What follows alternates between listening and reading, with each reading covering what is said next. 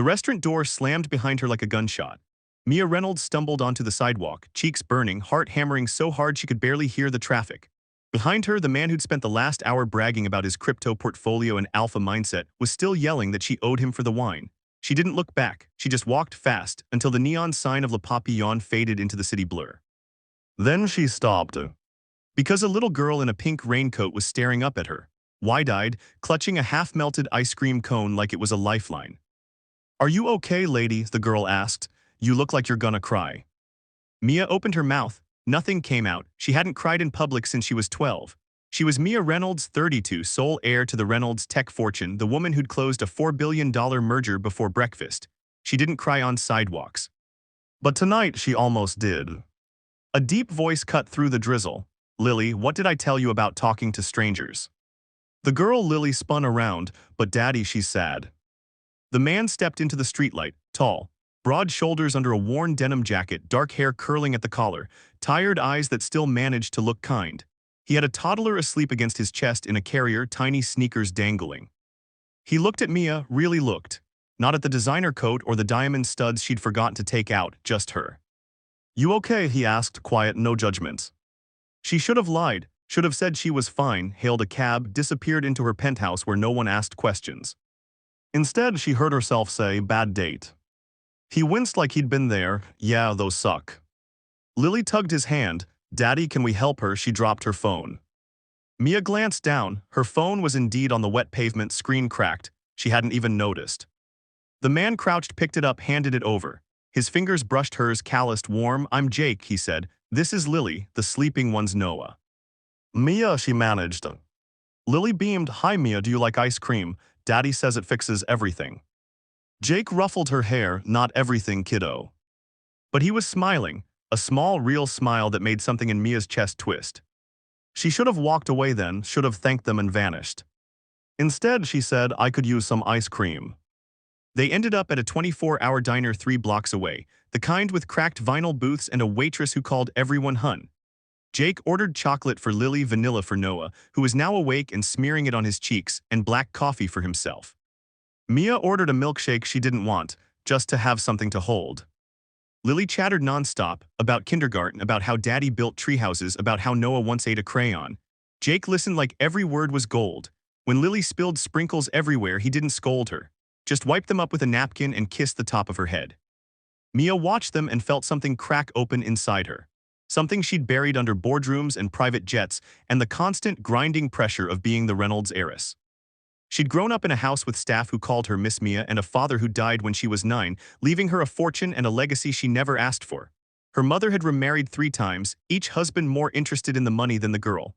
Mia had learned early, people wanted what she had, not who she was. So she'd built walls, armor, a life where no one got close enough to hurt her. But here was this man, this single dad with paint on his jeans and exhaustion in his eyes, who looked at his kids like they were the only thing keeping him upright. And he was looking at her the same way. Not like she was a billionaire, like she was human. "You don't have to tell me," Jake said later when Lily was coloring on the placemat and Noah dozed against his shoulder again. "About the date, but if you want to." Mia laughed, a sound that surprised her. He spent 40 minutes explaining why women should worship men who provide. Then he asked if I'd Venmo him for the Uber home. Jake's jaw tightened. "Sounds like a real prince." "He thought I was a paralegal," she said. "I let him." Jake raised an eyebrow. "Why?"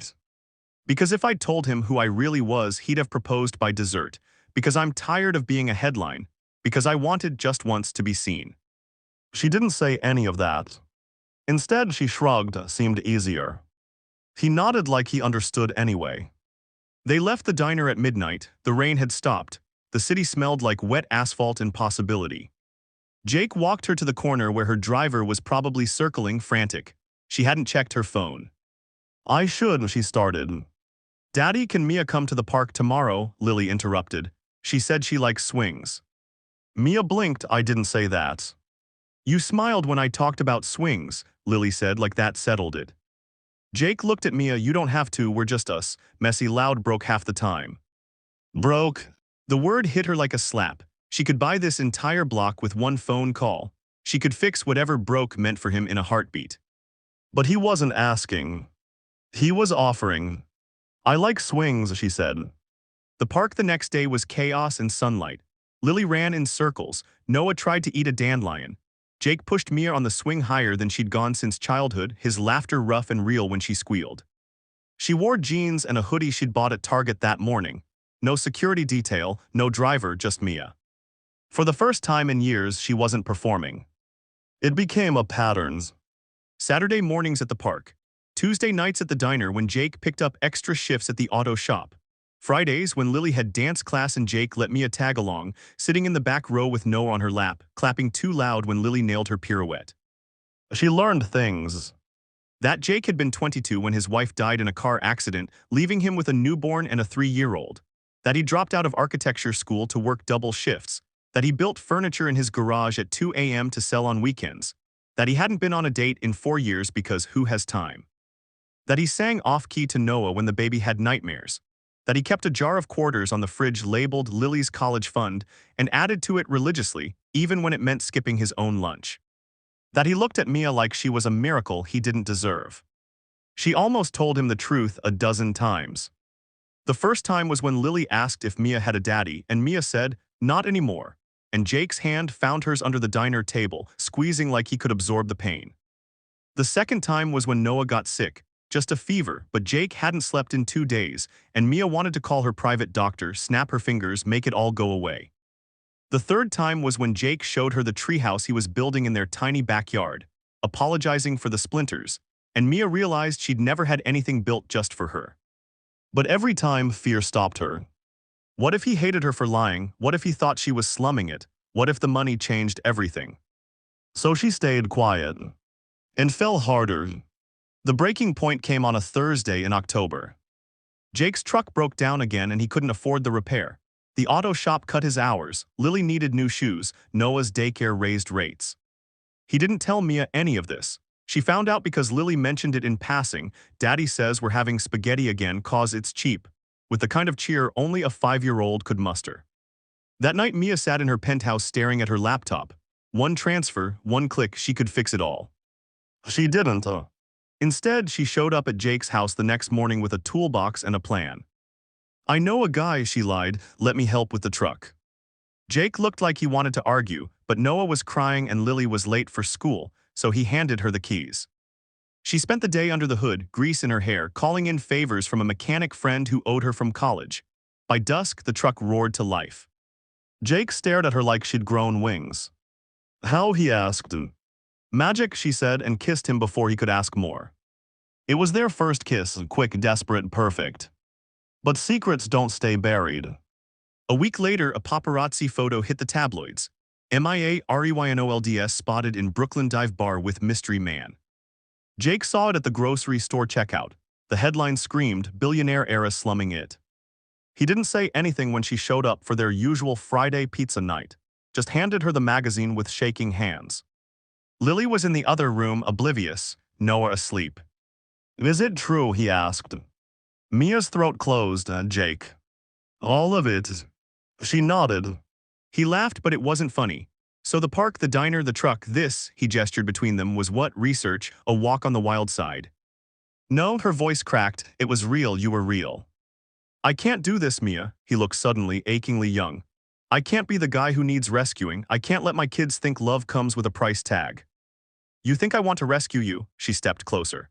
"I'm drowning, Jake, in boardrooms and expectations and a life where no one sees me. You see me, the real me, not the money, not the name." He shook his head. "You lied." "I was scared." "Of what?" "That you'd look at me like I was a transaction, like everyone else." Silence stretched between them, thick and terrible. Then Lily ran in. "Daddy, why are you yelling?" Jake knelt, pulled her close. "We're not yelling, baby, Mia's just leaving." Mia's heart shattered. She didn't fight for him, not then. She gave him space, gave herself space. Spent 3 weeks in Tokyo closing a deal she didn't care about, staring at her phone, willing it to ring. It didn't. But Lily called from Jake's phone. "Mia, Daddy's sad, he burned the spaghetti, can you come fix it?" Mia was on a plane 6 hours later. She showed up at his door with a casserole and no plan. Jake opened it looking like he hadn't slept in days, grease under his nails, eyes red. "I'm not here to fix anything," she said. I'm here to apologize and to tell you the truth, all of it. She told him everything, about growing up lonely in a mansion, about her father's death, about the suitors and the scandals and the way her mother once sold her diary to a tabloid. About how the first time Jake pushed her on the swing, she felt like a kid again, like she mattered. I don't want your money, she said. I want Sunday mornings with burnt pancakes. I want Lily's dance recitals. I want Noah's sticky fingers. I want you, Jake, broke, tired, perfect you. He stared at her for a long time. Then he stepped aside. Let's try the casserole, he said. Lily's been asking for your fancy macaroni. It wasn't perfect after that. There were fights about money, about boundaries, about the bodyguard who sometimes trailed them at a distance, Mia's compromise. There were nights when Jake's pride flared and Mia's fear crept in. But there were also mornings when Lily crawled into their bed demanding stories. Afternoons when Jake taught Mia to use a circular saw, laughing when she nearly took off a finger. Evenings when Noah said mama for the first time, reaching for Mia with chubby arms. They got married in the backyard. Under the treehouse, Jake finished the week Noah turned 2. Lily wore a tutu. Noah ate the cake frosting first. Mia wore a simple white dress from a department store, and when Jake kissed her, the world went quiet. Years later, when people asked how the billionaire heiress fell for the single dad mechanic, Mia would smile and say, "He walked me out of a bad date and into a good life." And if you're still here, still believing in second chances and burnt spaghetti and love that doesn't care about bank accounts, hit that like button. Subscribe, ring the bell, because this channel, it's for the dreamers, the fighters, the ones who know that sometimes the richest thing in the world isn't money. It's a little girl offering you her ice cream on a rainy night. And a man who sees you, really sees you, and loves you anyway. See you in the next story.